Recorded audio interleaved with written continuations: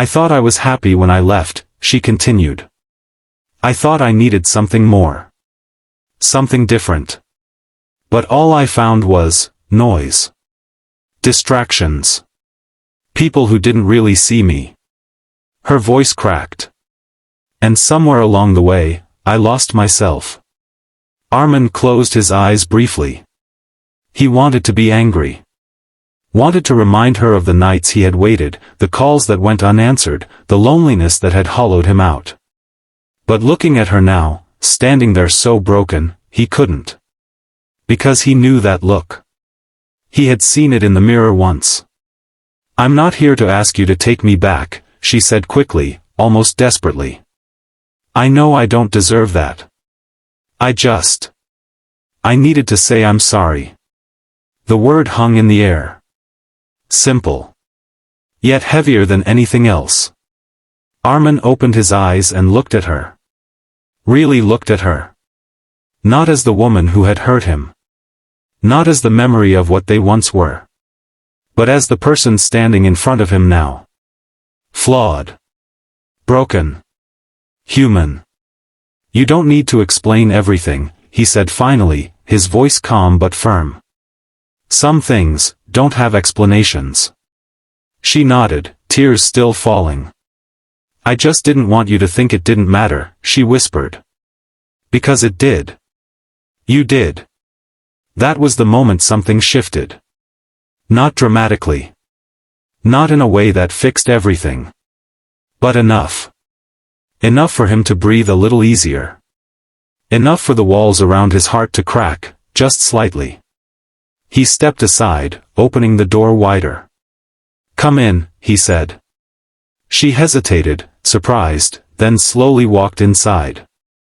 The apartment felt different in daylight. Less like a refuge, more like a space waiting to be filled with something new. They sat across from each other, the same couch that had witnessed so much the night before now holding them in an entirely different moment. No alcohol. No chaos. Just truth. They talked. Not about everything. Not about every detail of the past. But enough. She told him about the choices she regretted, the people who had come and gone, the emptiness that followed her no matter where she went. He listened. Really listened. And when he spoke, he didn't accuse or blame. He simply shared how he had felt. The pain, the confusion, the slow process of learning to live without her. Hours passed. The sun climbed higher, filling the room with warmth. And somewhere in that time, something unexpected happened. They didn't fix what was broken. But they understood it. And sometimes, understanding is the first step toward healing. As she stood to leave, the air felt lighter than before. Not perfect. But different.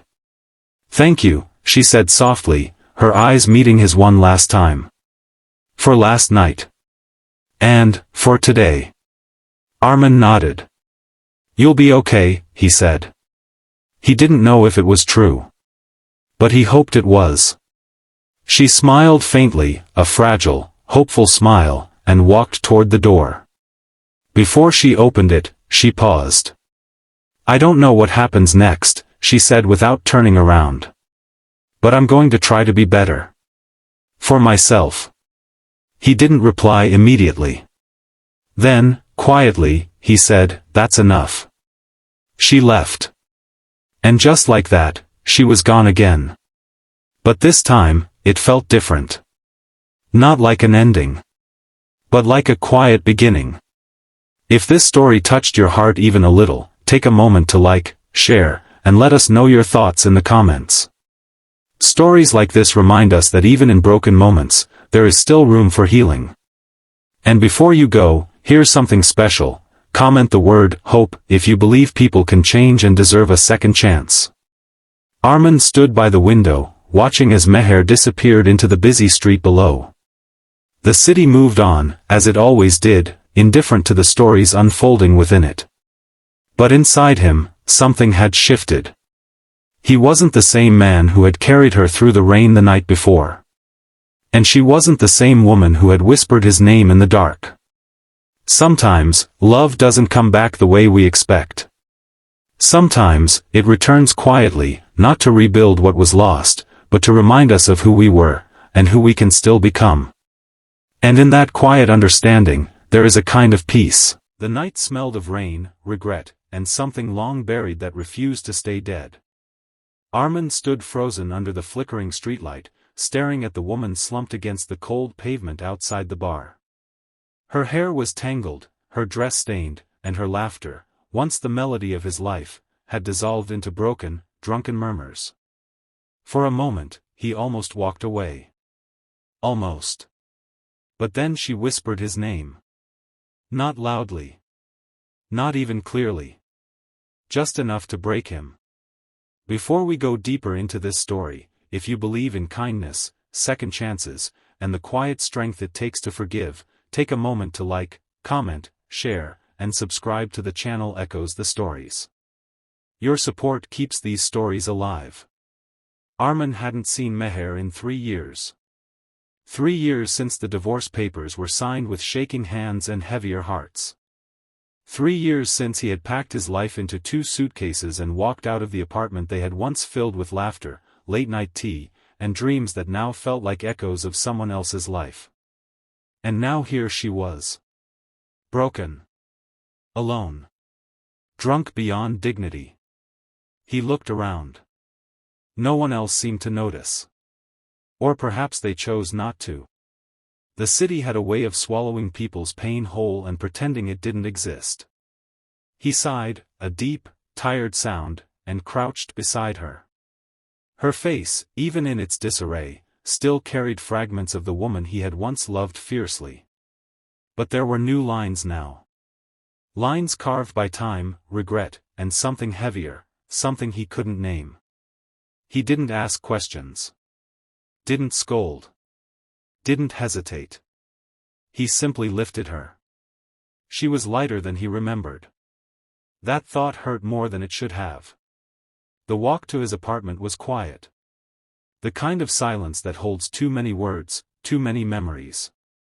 The rain began halfway through, soft at first, then steady, soaking them both.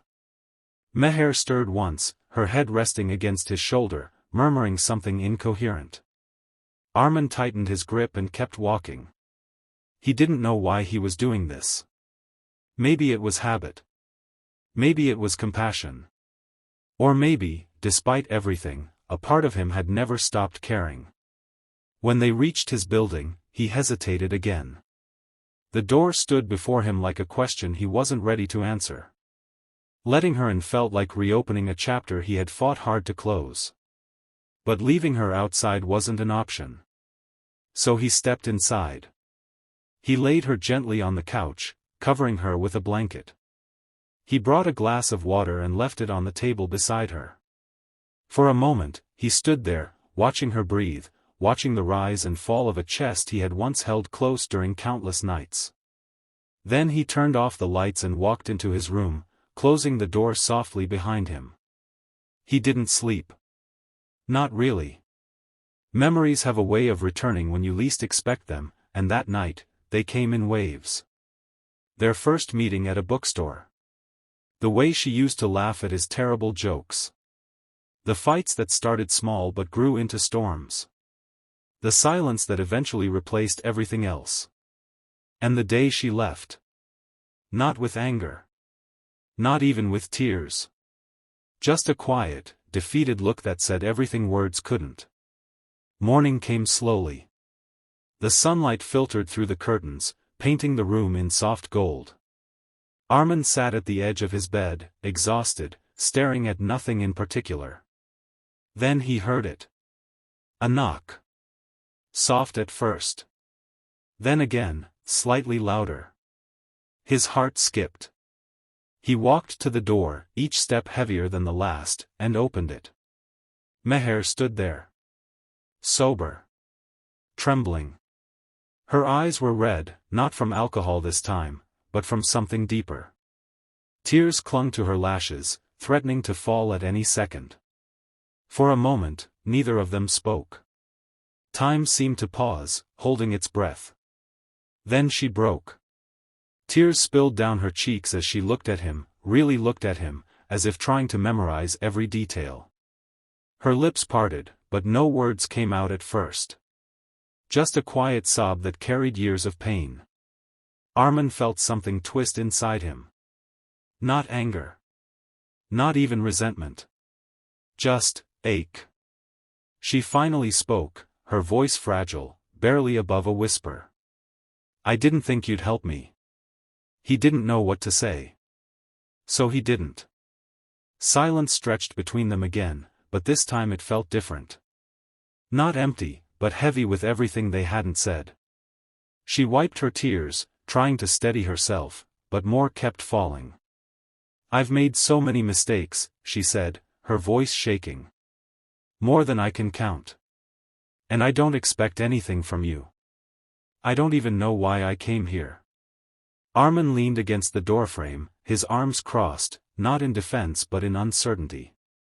He had imagined this moment 1,000 times. What he would say if he ever saw her again. How he would act. But reality was never as simple as imagination. She took a deep breath, as if gathering the courage to say what came next.